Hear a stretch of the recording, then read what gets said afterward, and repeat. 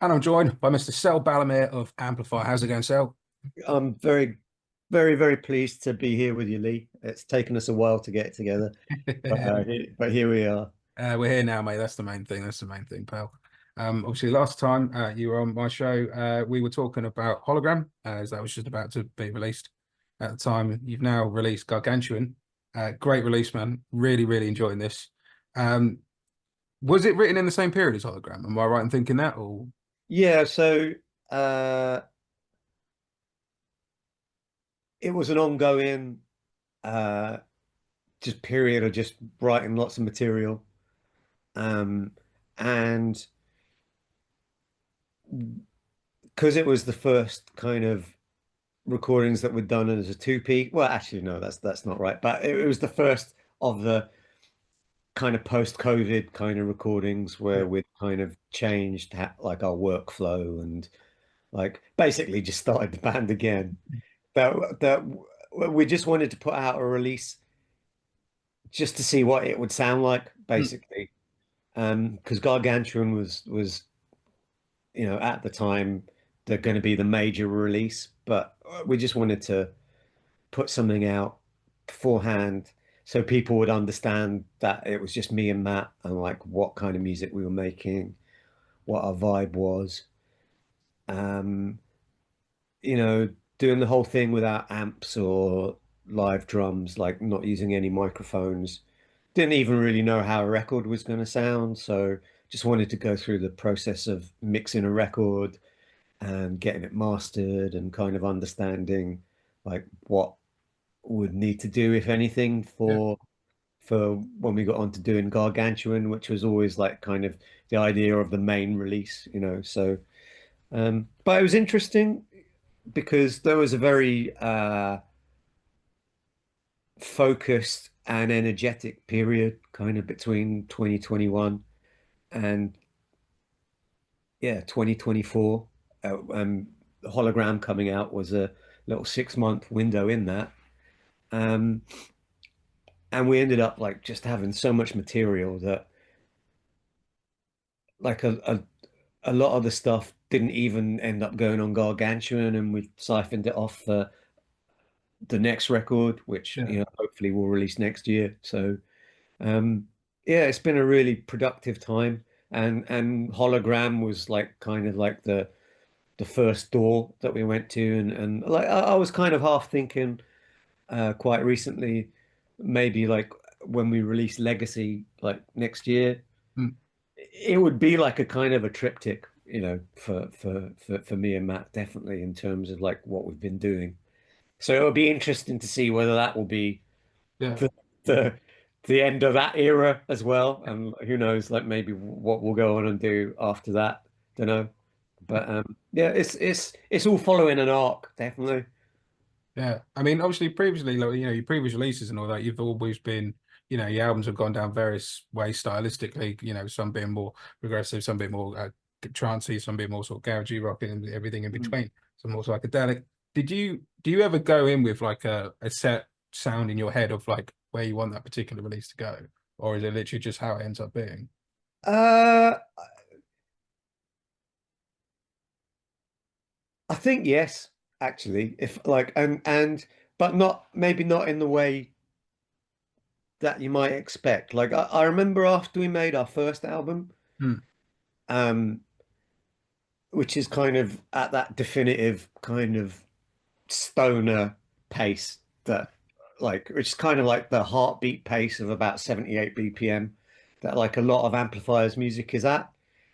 Like we played that record so much for about 5 years because like we were playing it before we got signed, Yeah. a lot of the songs, and then when we got signed and then we went on tour.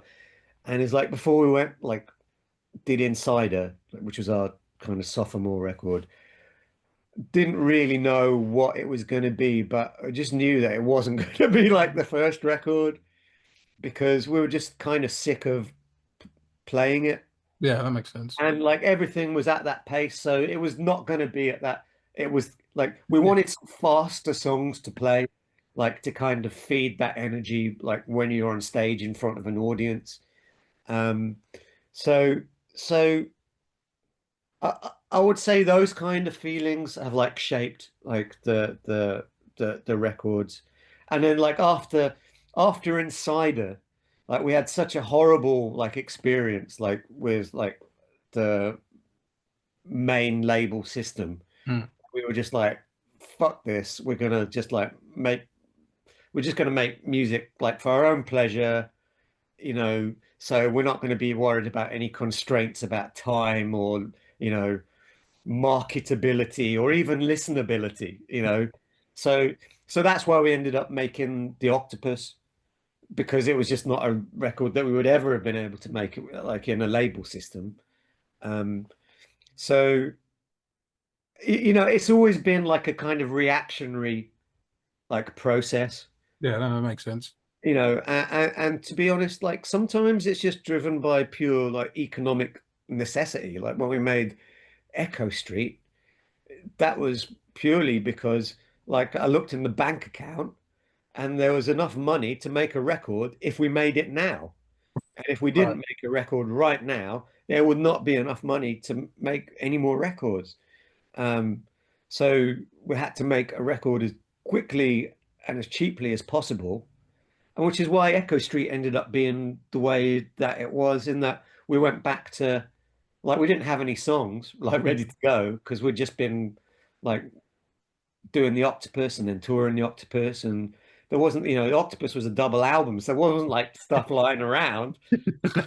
You know, it's like it got kind of boiled down and put into the record. So so we had to go back and mine things like from the 90s, like from Oh, before okay. the band even really properly existed as Amplifier.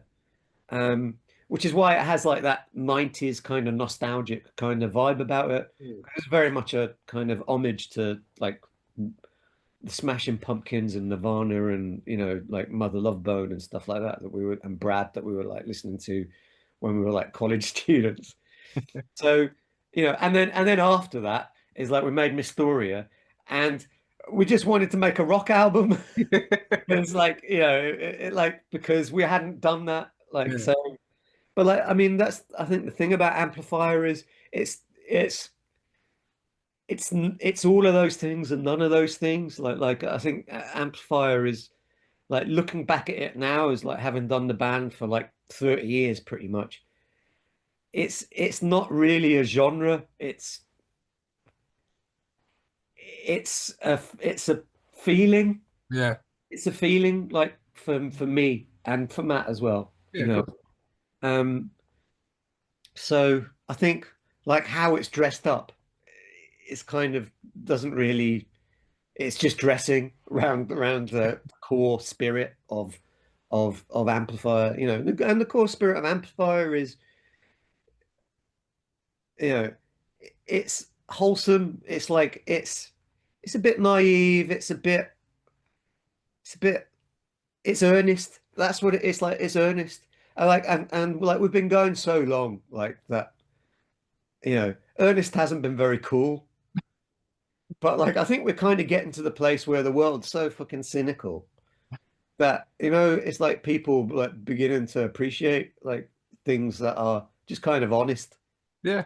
like in an idealistic kind of way, you know. And like I think our music is idealistic, you know, and that's like a thread that has run through, you know, it's escapism, but like but that's kind of got a nobility about it and an honesty, and you know, it's like we're not cynical, No. you know, or at least our music isn't.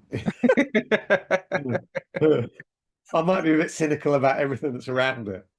For amplifiers. So yeah, I think definitely like in the in the latest incarnation of like our, you know, our adventure, like I think it, it's really brought into focus for me, you know, like I spend so much time with Matt and he spends so much time with me. Mm. Like it's just those like the kind of that texture of like, what's the word? Like it's like of friendship and of like a loyalty. There's it's like that texture of loyalty and friendship and just simple pleasure. Like is like when Amplifier's music is peak Amplifier, that's that's how it makes me feel. That kind of synergy between you and Matt, and if you're on the so Yeah, and but it's not just between me and Matt. It's like it's with yeah, my life and existence and my reality and just trying to boil the complexity of being into something that's kind of like a vibration, and that's kind of what that's kind of what music does for me. It's like a opens a portal to somewhere, or it's like what's that like that virtual reality where it like lays it like on top of like oh a yeah, camera, like that's kind of what music. That's how Amplifier's music makes me feel. It helps me make sense of of things that are difficult to understand. You know, so yeah, it's we've been down a lot of like we've dressed the dummy in yeah, lots of close, costumes, yeah, but it's still the same mannequin underneath all that. And like the past, like Gargantuan and Hologram and Legacy that we're kind of working on and finishing off now are really just we've just peeled away like everything that isn't important to us yeah. anymore. It's just me and Matt. It's just really simple. It's like we can just focus on just the playing, and like as you get older, like for me, the playing just becomes more and more important. In fact, it's like it almost kind of transcends the songs for me now. Like the songs are just they're just a petrification of the playing Of the at plane itself, once. Yeah, at some point, like when I used to listen to like Miles Davis or Kind of Blue or something like that, like one of those seminal kind of records, and you realize this isn't something that they've rehearsed. Do it's you know? just something that is It's just something that is. They've just gone in, and this is an aggregation of like, everything they're going through, everything they're yeah, feeling. Yeah, yeah, and I kind of think that that's where we're kind of arriving, like which I think as a musician and someone that's like spent their life kind of slowly developing their craft yeah, and slowly learning to get rid of the things that I thought were important in my craft, but actually were just a barrier. yeah, Arriving at that place of just being a kind of musical entity, which is just an avatar for your actual personal entity. I'll tell you something, right? So, like, apart from like playing guitar and doing music, yeah.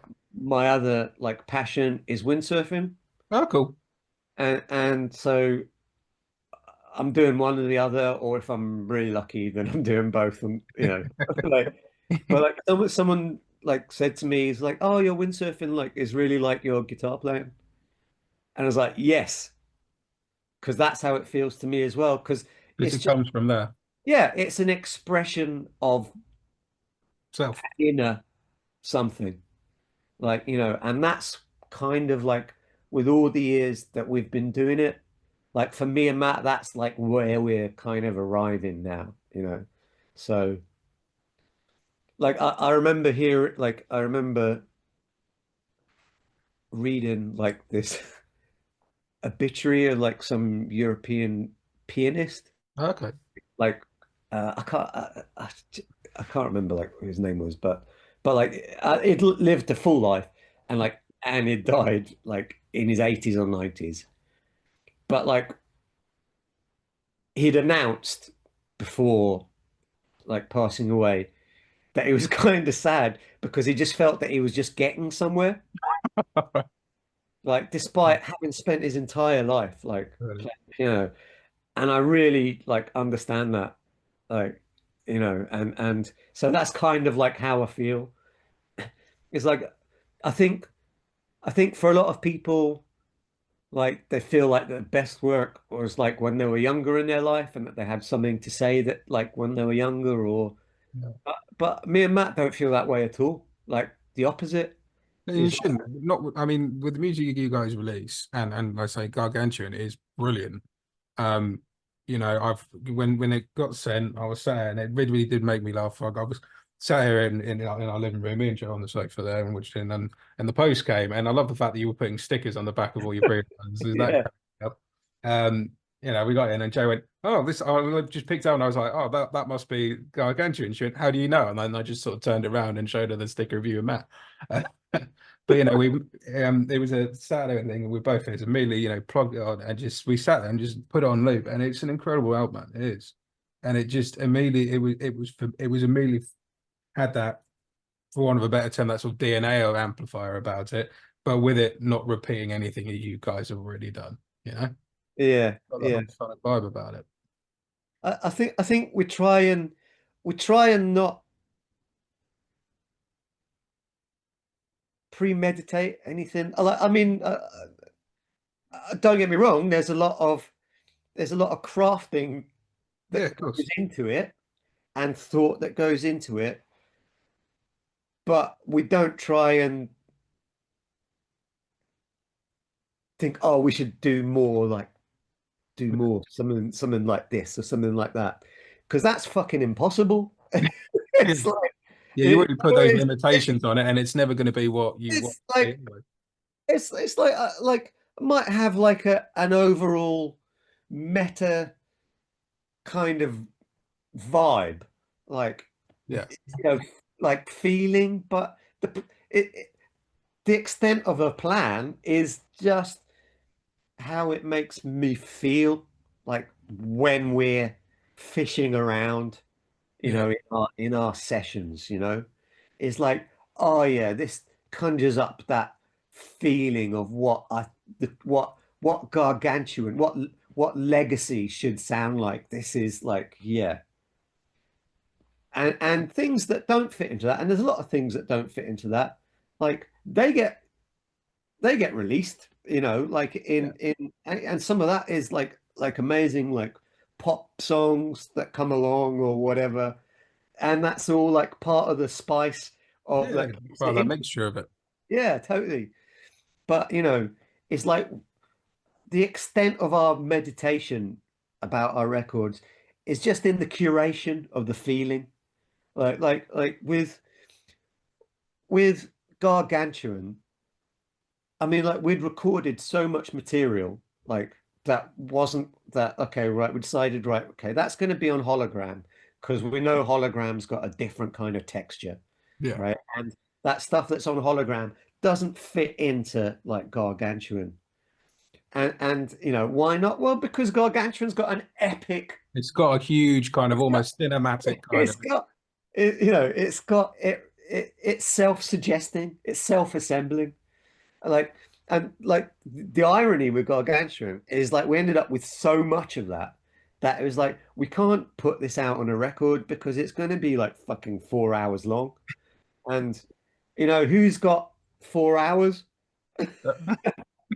So so so ironically, we had to just like pick out like all the hooks that Yeah. we felt were like, and just strip those out and then condense that into like a kind of a short form, fairly easily digestible record that still felt like that Gargantuan feeling. And that's what we ended up. So like everything that we left aside is still, that's what legacy is, and Okay. so, like that's why for me it's still got that amplifier like kind of DNA because Yeah. it's come from that expression, that unfettered kind of unconstrained, like just heartbeat. Come for that really pure place rather than trying Yeah, to become yeah, yourself. yeah.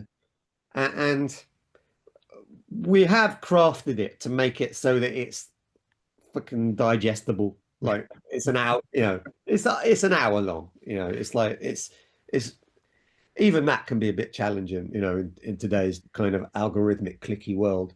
But it's like that's why for me, I think like vinyl and CDs are like integrally important to like this band because it's like a fixed menu. Yeah. Do you know what I mean? It's like going to the cinema.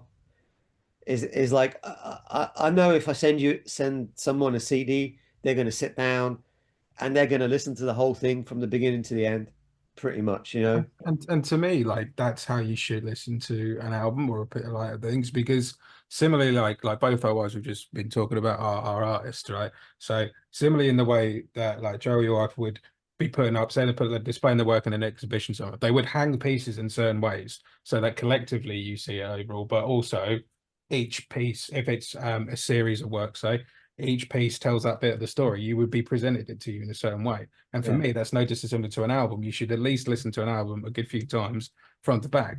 Yeah. You're gonna have favorites. You're gonna have songs that seem more akin to you for whatever reason. But I think a lot of music gets lost because of this, like you say, the hand picking kind of, oh well, we'll just listen to this one track and see. And I think there's definitely been scenarios where I've done that, or I've listened to a song somewhere along the line, it's come out to me and I thought, well, I don't think much of that, but in the context of the album, it makes absolute sense. Yeah, absolutely. It's a scene in a movie. I Yeah, definitely like for me, that's how I think about records, like or certainly records that I make. Like I think about it in context of like if I was a director and I'm not trying to tell a story, but I'm trying to create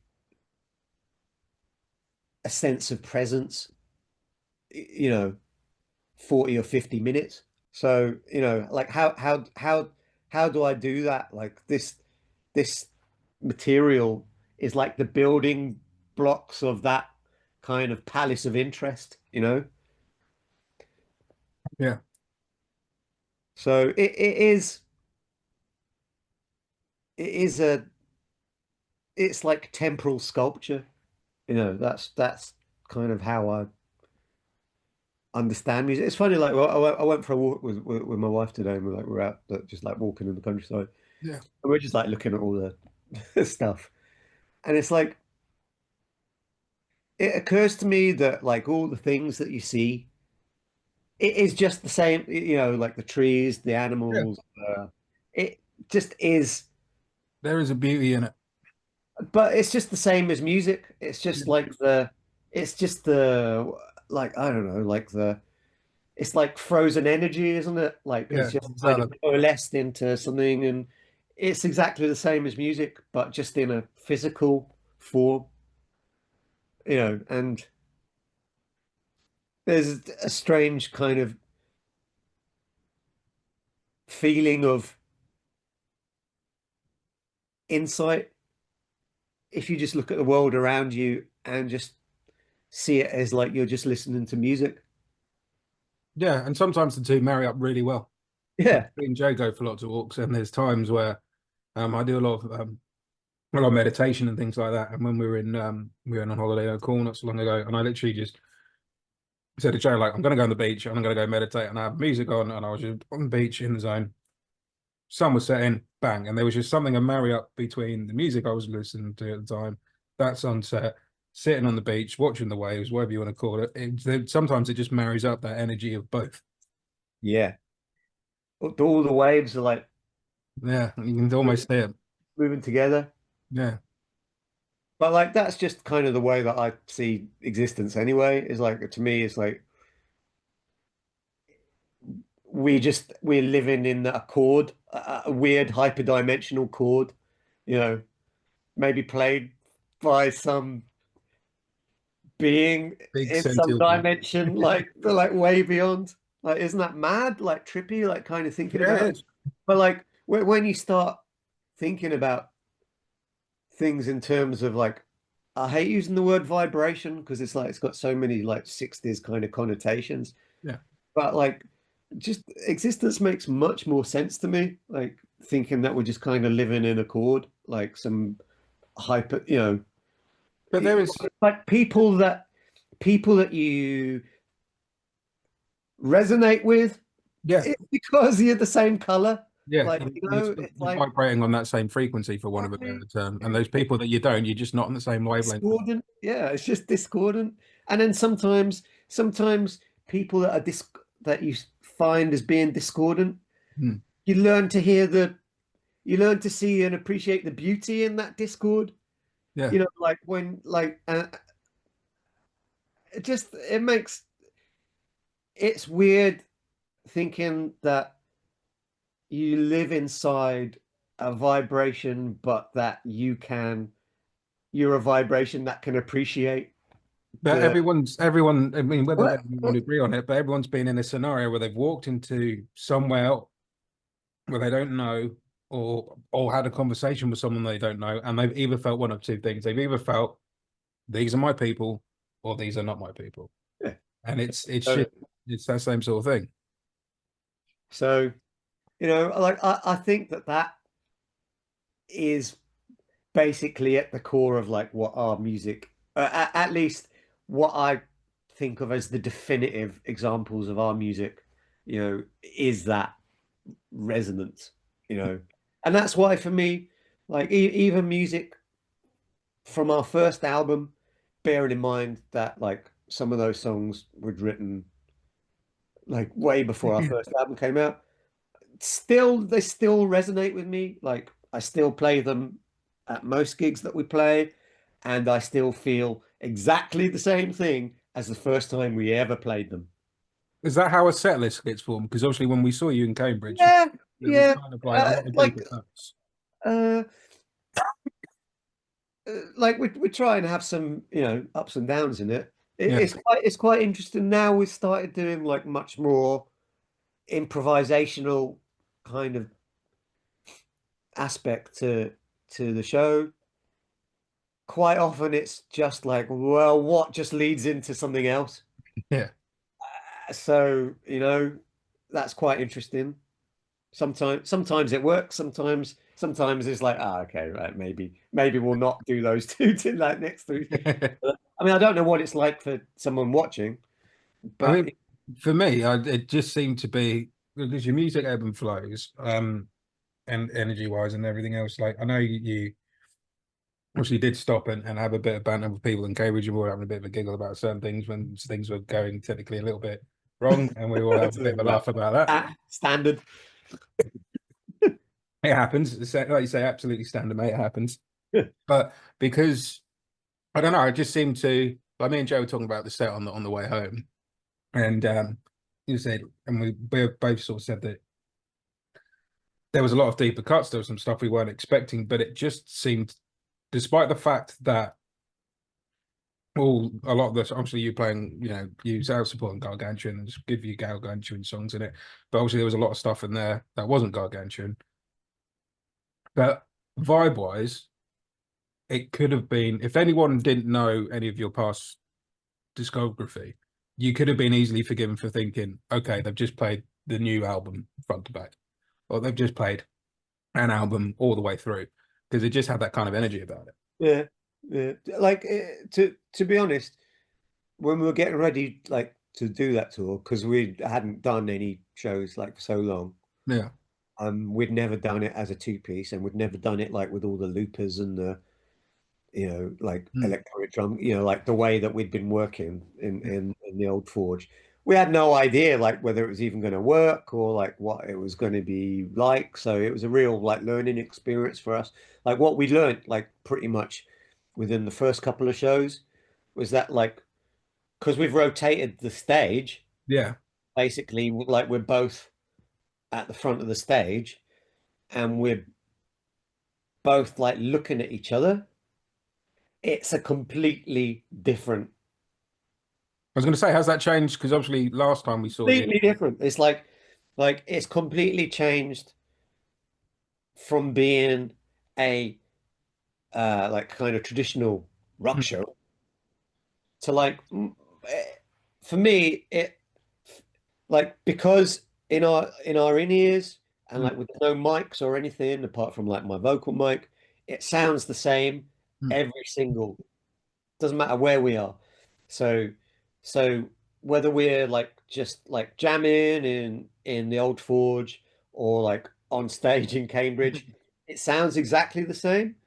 And because we're just looking at each other in exactly the same way as when we're just jamming in the old Forge, it's like it's like it's like the audience, like instead of going to uh entertain an audience with like a show and tell, Yeah, it's like, well, we're now just doing our thing, and and you witnessing. and we're inviting people to join in and see what we do. Like that's what it feels like to us now, If, and that completely changes like how you feel, like how I feel mm, as someone before. It's like I don't really feel now that I have like some uh obligation to entertain people like Robbie Williams. You know? It's like we're there, me and Matt, we're just doing our shizzle. yeah, Like this is what we do. And then like I was talking with Matt about it, and he was like saying, yeah, like it used to be that I'd get like really kind of a bit like, I mean, it'd say you'd get apprehensive. I don't know how apprehensive, like, or stage, like kind of like about like, whether he'd play well or not play well, or like that's just gone because it's just no different to, it did change up. Like from, like I say, last time I saw you guys was Chinnery's at Southend before this show in Cambridge. yeah.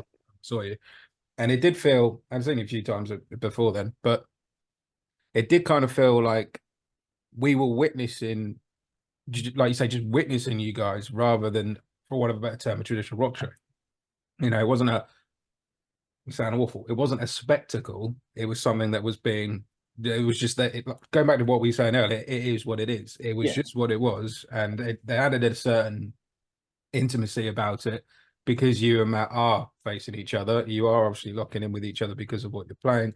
It's impossible for us to like play without do. It would be impossible for me to have my back to Matt Yeah, and play like now that there's no rhythm section. Basically, it's just me, a looper, like a fucking humongous pedal board. You that's know, kind of pedal board. yeah, and like without if we literally if I couldn't see his hand, I would never be able to play in time. Like, well, I wouldn't have no idea what he was going to No, do, you know.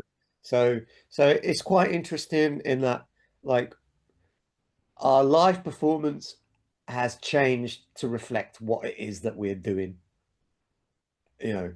So, I can't speak to what that's like as a spectator.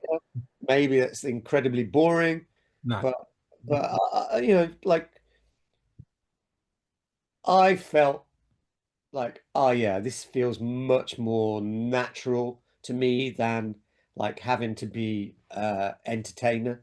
Like yeah. there's some people that are amazing entertainers, and like they thrive in that, like being the center of attention. Yeah, some people are peacocks, some aren't. Yeah, it's like it's not even like peacocky. It's like our peacockiness is different. It's like a Yeah, different. It's it's it's in just showing what we do. You yeah. know, it's like watching a craftsman at work making a basket. You know, it's like I'm intrigued to see how you do it. Like for me, that's like that's I kind of think where we are now, and like to be honest, that just feels like that's the right vibration for us. Like it now feels, oh yeah, all of a sudden this is now like easy, and I've kind of been doing this long enough that it's like if it feels easy and natural, It's the you right thing to do. should just go with that, man. It's like you should just go with that. And like a lot of like kind of like younger people like that I do music with, like my kids like age, like they're always worried about like whether or not it's cool or like whether or not it's, you know, it's the right thing. And it's just like, just if it feels natural, it's the right thing to do. And it's like, you're not all going to be the same. We No, this shouldn't is it. all want to be the same. And you can always tell when an artist of any description is trying to steer their sound or cram themselves into a, being a square peg in a round hole kind of scenario. You can always hear that compared to someone who's just being whatever comes from them, and they'll work with it and they'll run with it and they'll see where it goes. And that always seems to, for me anyway, just seems to shine that bit brighter than someone that's trying to be cool or trying to fit in with something that's happening right now or whatever.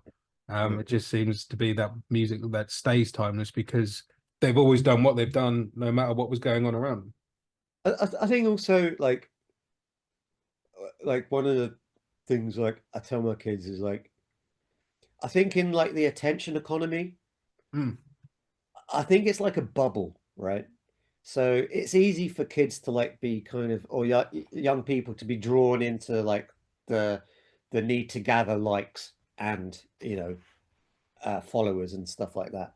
mm. But I think in the long term, especially like with AI, like, and so many of like these kind of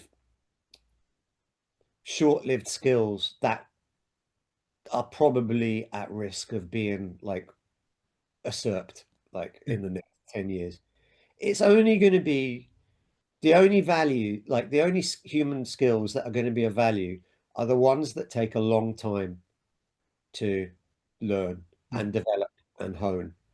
And at the end of the day, what people are going to be, if you want to make a career in like any of the arts, like whether it's like, you know, any of the performance arts, the difference is going to be between the ones that can do it real, for real, on stage, in front of actual eyes, like there and then, yeah. you know, because the number of people I think that have got the attention span to undertake that work is getting smaller and smaller and smaller. Well, it is because of everything that's going on. When we're getting less and less, for want of a better time, you can go on about it, but less and less brain power. People just scanning through stuff rather than actually seeking it out. And if you're just scanning through stuff, then you start to, replicate that behavior in your own being. Yeah. So I think that basically, you know, for us, just being able to go and do what we do, like without having to, you know, like the other thing is in Amplifier, we've got so much back catalogue, like it's so vast. It's impossible to like play it all, Yeah. even know it all, or learn it all, like because it's just not possible. Like especially like if you're like a 4 or 5 piece band, because like the amount of time you have to invest in getting ready to like to learn a bunch of say 10 songs, right? Yeah. Like so the cost, the travel, like the man hours like for everyone to learn all that, it's not viable. But like with the two of us, because we're just like more interested in just doing what we do as like a premise and just being able to like just being great players or as good as we can be, then actually it's like we don't actually really need to learn the songs. No. We just need to know how they go. Yeah. And then, you know, it's like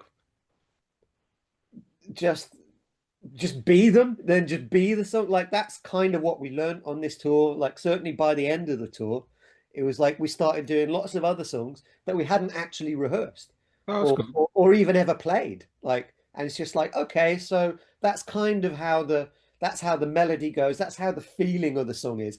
And we'll just play, you know, so it's much more open. Yeah. There's Like no sort of yeah, form. so it's just more musical as opposed to like more. I think I used the phrase "show and tell" before, Yeah. like, and that's kind of what touring used to fit. Like now, when I look at it, that's what it is. It's like something you've it's like a little theatre production that Yeah. you've got together, and you go out and like there might be a bit of variety, you know, like night to night, but I think I think in the future, what's really important is that people can just be that core essence. Like that's what the value is. I think, That's what I see like in the next 20 years, 30 years of like human creativity and what its value is like in a world of of infinite reproduction of things that have already happened. yeah, You know, it's like those creation. holograms, those like the ABBA hologram tour or the Zappa hologram Yeah, tour or whatever. Like, like probably in the next 20 years, you're gonna see a fucking not a what hologram tour of it, but a fucking robotic countenance of Frank Zappa playing Frank Zappa's music because of course that's what would happen. yeah, it's the natural progression from it. Of course it is. So, that might have I might have thought that was like science fiction 20 years ago, but like now I can see that as a Natural reality. reality. Yeah. So it's like as a performer, how the fuck am I going to compete with that? It's like I can't compete with that beyond just having some actual core, like personal, creative essence that cannot be like the only place you're going to get that is if you come and be in front of me Yeah, doing that's the it. only way Like you're gonna that's in that, reality. that's it. Like everything else is just marketing to get you to that point. Yeah. Like so. I think I'm trying to instill in my kids like that. Whatever you do, whatever is your passion, just do it. Just do it fully, 100, like 1,000%, because it might seem like it's an irrelevant thing, but I promise you, like in 20 years' time, like the number of people that have followed their passion through to that point is going to be fucking dwindlingly. Oh, absolutely. Like so. I don't know how we got here, but but yeah, I think we were talking about We're just just like talking the about the essence of sound. like of what our music is, Yeah. and all these things that we talked about kind of are like what the essence of our music is, because and this is like a kind of a sound bite that I've used a few times, so excuse me if I said it last time, but like just the more as time goes on, like the more obvious it seems to me is that like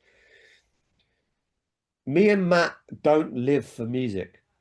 Like a lot of people that work in the music industry, they live for music, but we do music because we're alive, and that's like a fundamental difference. Yeah. Like, it's like whether or not, like to me and Matt, like music's like a mental illness. It is. It's like if no one was interested in us at all, like literally, Okay. we would still be doing what we're doing now, like in capacity of just uh keep Creating. keeping that in check. Do you know what I mean? Yeah. Because we're alive. It's like the steam from a kettle, or like It just is. or the slime from a slug. That's what our music is, to us. And if that brings some has some context and importance to other people, that's great. That's great. And you know why that's great is because it affirms us being alive. Yeah. Like we're not out to feed anyone. Like we are just alive, and like the other people like our music is just them saying, "Yeah, we get you. I Yeah. get and that's everyone wants to be understood because that just puts your own existence into some kind of like nexus, some Yeah. kind of continuum of like other vibrations, isn't it? Well, it's that thing of just knowing that one, knowing that you're not alone. Two, knowing what you're thinking isn't complete nonsensical. There's other people out there that, like you say, that get you, that are on it, and it kind of then sort of feeds itself in a way when you know that it's someone out there listening. I think you hit a nail on the head there. Like, actually, I never really considered that. Is that I think that's like one of the most wonderful things about music is it tells you that you're not alone. Yeah. You know, it's like, and in an increasingly atomized kind of reality, that's like more important than ever. It's like everyone's separate but not alone. Yeah. And we've been living in a world that's quite more attached, you know. Yeah, yeah. So to have that has become more important, I think. And I Hmm. think people feel it when they go in the room with other people. You know, when we were at the gig at Cambridge, for example, you know, we get chatting to people afterwards. When we were chatting to yourself and Matt, we were chatting to a few other people who'd been at the show, and there is a connection and understanding of just like we've got something in common. We're on the same page length of this, you know, and it's they're on in a world where people don't communicate so much in terms of, you know, no one chats to anyone in public transport or in public places anymore because everyone's, you know, on that or scrolling and doing death scroll. In the situation where you do talk to people, I think that's more valuable. Yeah. I always enjoy it. I always enjoy a chat with a stranger. Yeah. Like a good, like leaves you with that positive resonance. I don't enjoy it. I don't enjoy it when a Maddie like comes and inserts themselves like into you. That's that dissonance we were talking about. Absolutely. But yeah, like do you know what? It's interesting. Like when I was a kid, right, and you go around someone's house, or like not like a teenager or whatever, Yeah. and like look at their cassette collection or their record collection or whatever, like, and you'd have lot of titles that would be in common. Mm. But like now, like you look at someone's like playlist or something like that that they've garnered like over a long time. There's going to be hardly any things in there that like are in like my playlist that I've developed like over a long time. You know, I'm talking about that master playlist, you know, Yeah, yeah, the proper one. the proper one. Uh, And like it's really interesting because like now like those commonalities aren't aren't there like they used to be like when like everyone had brothers in arms or like justice for all or whatever, you know. You kind of knew where you were. But then there's always something new to play someone. There And is, it's like that kind of society that I think that that music that like captures so well has gone from like being like a really kind of crude, like when I was a kid, like lattice work. no, Like now it's like a really fine, tightly intermeshed tapestry. Like that's what music is now. Like because there's just so much of it. It's yeah, like it's like there were very few artists, relatively speaking, like back when, you know, when I was a teenager. But now there's so many artists. Like there's so many people that are musicians. There's so many people that are like, you know, finding some kind of creative outlet. You know, like I remember like 25 years ago thinking if you wanted to solve all the world's problems, you should just make it that like that if you wanted to be a world leader, you had to be in a band. Like you had to be in a band. Or like if you wanted to you know, and like now it's like there's so many more people like doing there music is. and like even if it's just for like personal pleasure and like but you can put music on Spotify and then it's like you know like I find things that have only had like 10 listens, you know, it's like It's there amazing are when you find those things. there are green shoots of healthiness I think in like in the world that we live in, you know, like for sure it's not all fucking it's not all doom at all. No, it's not, and I love nothing more than when, you know, I mean, I've always had an open email address for both my radio shows I've done, and I love nothing more when someone sends me something because I've always kind of had this, if someone's good enough to send me something, I'm good enough to give it a listen. Simple as that. But whether I vibe on it afterwards is another story. Yeah. But I'll always give it a spin. And you know, I love it when I get something sent to me and I think, fuck, this is really cool. And then I look into it and it's not an artist I've not heard of before. So I start looking into it and then I go, hang on, these guys have only just started out. you know, and you email them and you say, "Oh, this is really good, mate. Really enjoying this. You know, I'm gonna give it a spin," and not in a kind of, "Oh, aren't I good for blues?" So just because of what we were talking about earlier. Now, my shows have always been, I've treated them as like Friday night mates around, beers are out. You know, mate, you need to freaking listen to this. This is fucking awesome. You know, listen, check this out. And I don't ever really want to lose that. And I think there's a when you find people creatively that are either just starting out or for whatever reason not on mainstream or not on like a plane, you're just discovering them. I think there's a it's just a really fun thing to do. You know, it's nice to hear new music. It's great when it really vibes on you, especially if it's not something you've heard before. And there is a lot of it out there. So sometimes you do have to, I don't want to say the term, use the wheat from the chaff, but you know, find what really resonates with you. And that can be a hunting process, but sometimes that's pretty rewarding. Yeah, yeah, definitely. I'm much more I'm much more like just a blind guy wandering around, like just stumbling into things. Oh, this is amazing! Like, what's this? You know, oh, it's from like 30 years ago, but that's okay. That's great. You know, that's like I think when feelings were created is irrelevant. Yeah. You know? Me and Joe had that. We went to go see Riverside in Norwich last year, and they had a band called Clone opening up for them, and I hadn't heard them, and Joe hadn't heard them before. Really dug them live, and I said to Joe, "I'm gonna go get their album from the merch store, you know." And I got there, then I just started to give whatever's the latest release because that's what they were promoting. And this is great, and Joe really vibed on it, and she was digging into them, and my mum's other half came along with me, he did the same, and then a couple of days later, Joe and Sean, my mum's other half, are both going, "Do you know they've been going since like 1994?" And I went, "What? How have we never heard of them in this 30-year period?" And they're like, "I don't know," but they were brilliant, you know. And they had like 8 or 9 albums out. And other than if we hadn't gone to see Riverside and they were happy to support them, I don't know if we'd ever would have come across them. But, you know, it's just one of those things. It's cool. It's cool how they're supporting Riverside.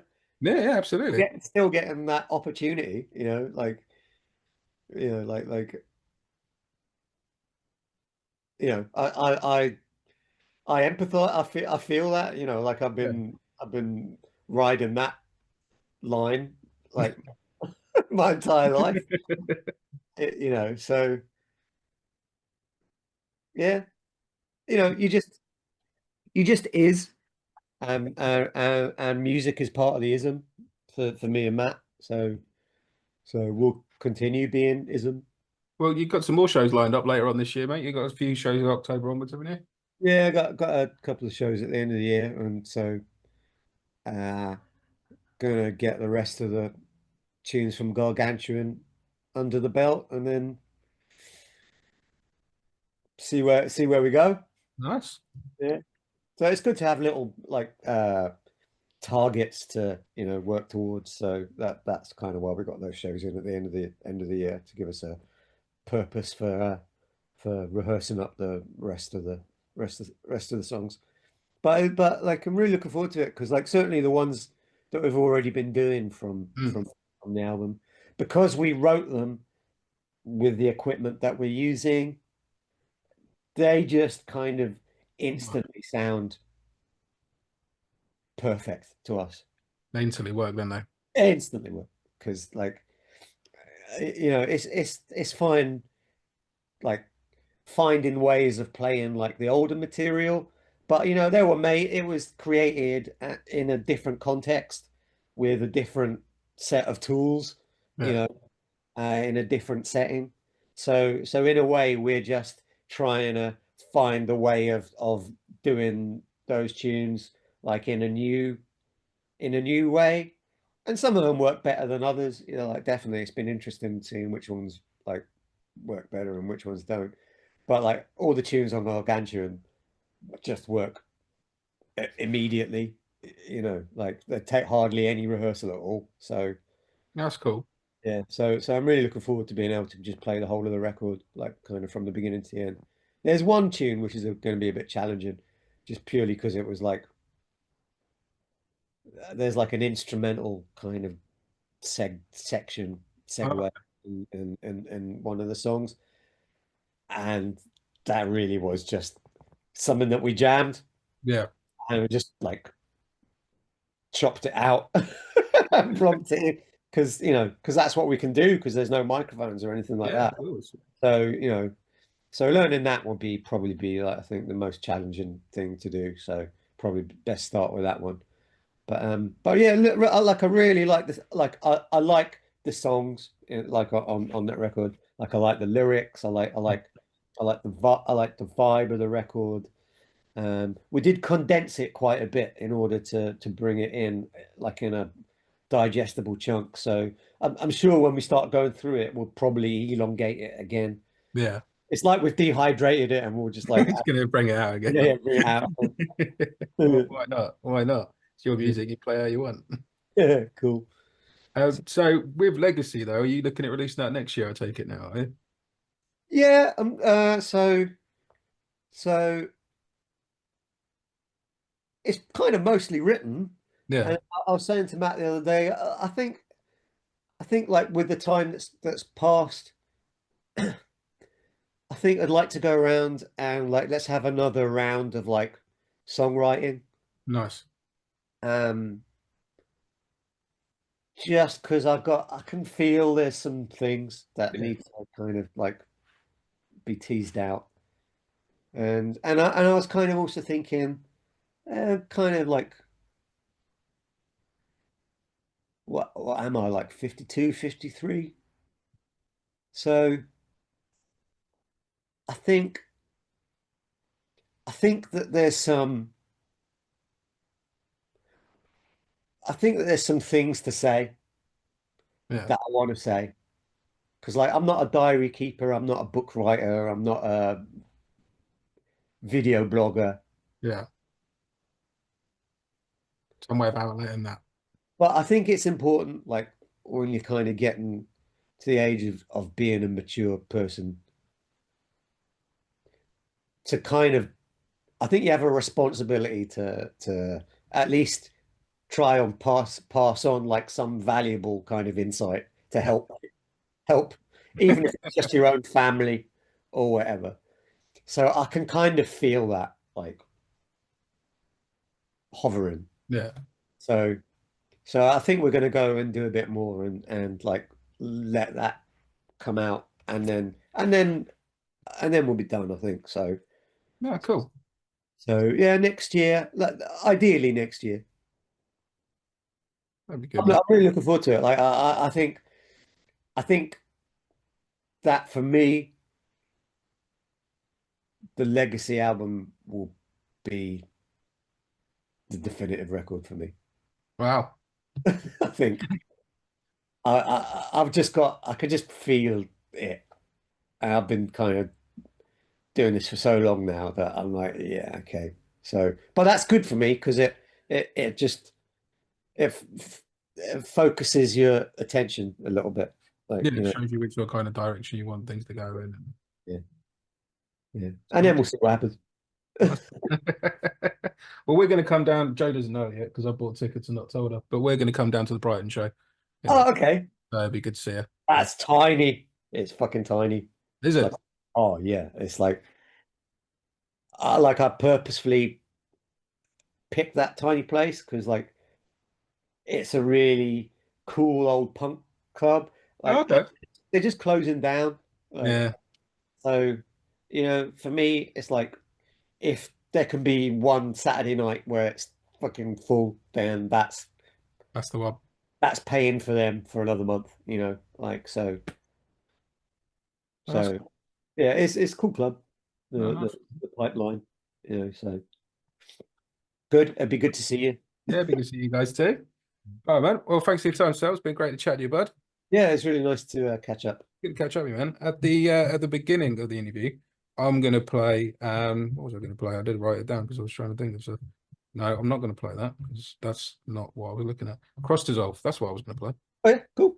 Because that's one of my favorites. Really enjoyed you playing that in Cambridge, by the way. I was very happy. Yeah, that really kind of it started developing in like some some unexpected ways. Like It did seem to. I was going to ask you about it because you did seem to be sort of like checking in with Matt visually to see, like, hang on, I think I'm going somewhere with this, and I did wonder if that's okay. sometimes we just make sections longer, Yeah, or like I think I put in like I started putting in like some different parts towards the end of the tour, Yeah. So which I now really expanded. so but like that's the great thing about doing it as a two-piece. Like it would be impossible to do that like with even three of you, because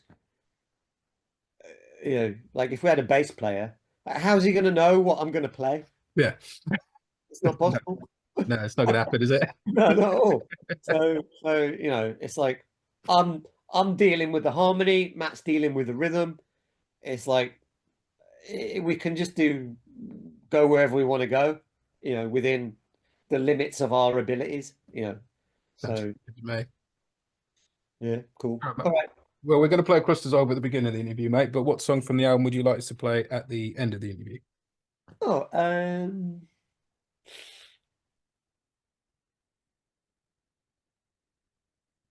well, I guess Long Road would be fitting. Yeah, let's go with Yeah, that. Let's do that. All right, so thanks for your time, man. Much appreciated, dude.